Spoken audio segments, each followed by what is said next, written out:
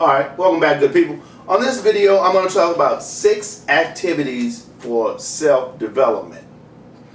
Right, for you, not for me, for you. I've already read it, I know it all that I'm going to share with you, and I want to share that with you so that you can kind of, work on yourself. Because when you decide to grow something, right, when you decide to take on, let's say, a task, or let's say you just decide that you want to learn a language or something like that. Whatever that is for you, hopefully it's start a business. Let's say you want to start a business, as a matter of fact.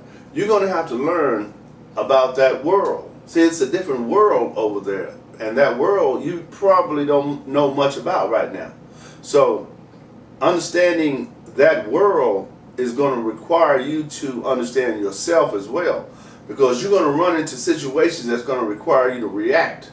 And you're going to need to be under some kind of control when you're reacting, right? Because it's not like just, the playground fight or nothing like that.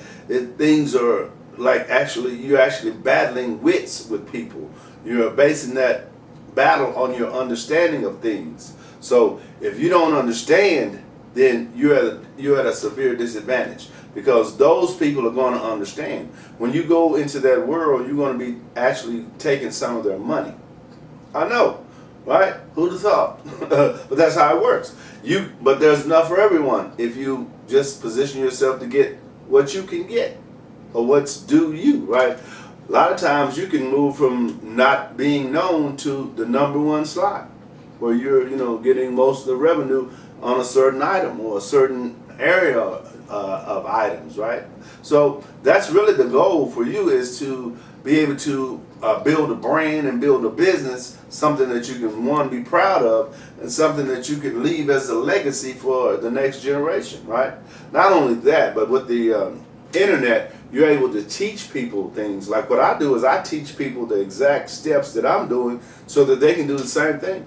You don't need to pay me to get this information, but if you want a specific course, then you have to pay. That's how that works. But you have access to these videos all the time, right? All you have to do is go to YouTube and go to Speak with Larry's videos, and I come up, right?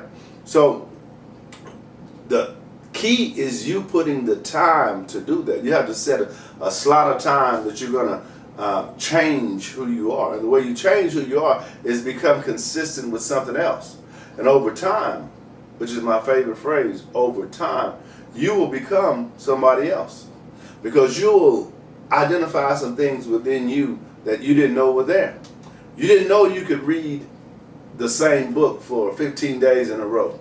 You didn't know you could watch videos for 30 days in a row on one topic. You didn't know you could write a blog post. You didn't know a lot of the things that you will be learning along that journey. But it will be changing you, and it will cause you to change your environment. It'll cause you to change people that you allow around you. It will cause you to look at that person in the mirror and say, look, there is more to it than this, and I got to get it, right? And in order for me to get it, I got to commit to it. Because it's not difficult, but it does require commitment, and it requires that commitment from you and no one else. All right, so 6 activities for self-development. Improve your project management skills. Learning to organize and run projects is a life skill everyone can use. Individual growth or personal development encompasses many things. Number 1, teamwork. The combined action of a group of people, especially when effective and efficient. That's teamwork, right? Have you ever heard the phrase, teamwork makes the dream work? That's true. Number 2, productivity. The state or quality of producing something, especially crops. The effectiveness of productivity the effectiveness of productive effort, especially in industry, as measured in terms of the rate of output per unit of input. Number 3, giving back. Giving back to your community through volunteer groups, nonprofit organizations, charities, or other means does so much to help those in need and contribute to the common good. you can give back in different ways by giving money or giving your time. Because a lot of people don't have money, but they can give their time. And a lot of people don't have the time, but they can give their money. So that's a beautiful thing. You're able to give back. As long as you identify something you want to give back to, that's important, right? Because you may not want to give back to X, but it may be okay for you to give back to Y, to you, right, in your mind. Now, number 4, communication skills. Listening. Being a good listener is one of the best ways to be a good communicator.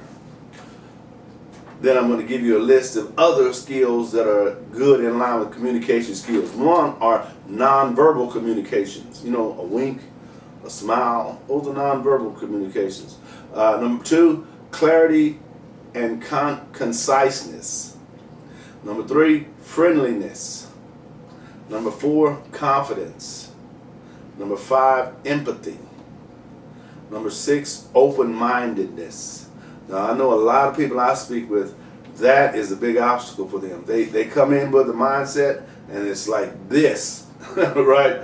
And in order for you to get inside of that, you really have to kind of touch certain nerves. Like, kind of how I look at it, it's kind of like using a combination. You got to have the right combination for that person to kind of open up a little bit and start to see things differently, right? And finally, respect. You must have respect. If I give you respect, it's absolutely necessary that you give me respect. So that's major, because if you disrespect someone, you're starting off on the wrong foot, because nobody's going to give you any respect that you disrespect. It only makes sense, right? All right, number 5, relationship building. Accept and celebrate differences. Listen effectively. Give people your time. Develop your communication skills. Manage mobile technology. Learn to give and take feedback. That is major because you're going to get negative feedback from time to time. You're going to give yourself negative feedback from time to time. You're going to watch a video and say, oh, I did terribly on that, right? But that's okay. Just continue on. We fail our way to success. That's part of becoming successful. Next, learn to trust more. I know that's difficult for a lot of people. It's difficult for me. But I've gotten better. I still have a cap on how much trust I give, but I allow more people to, offer that trust to me. And I can offer my trust to them. Next, develop empathy. You got to kind of understand from their perspective, it's not you.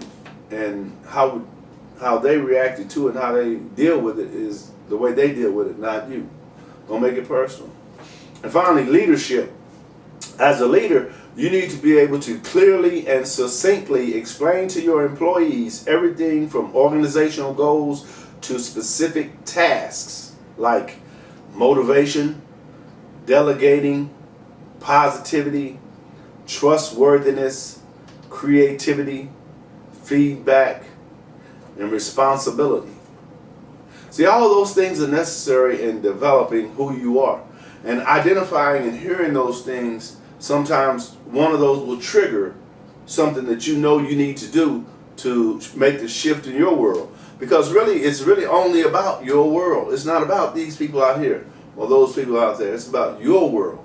Because once you have your world under control, then you can express it to the world the way you want to.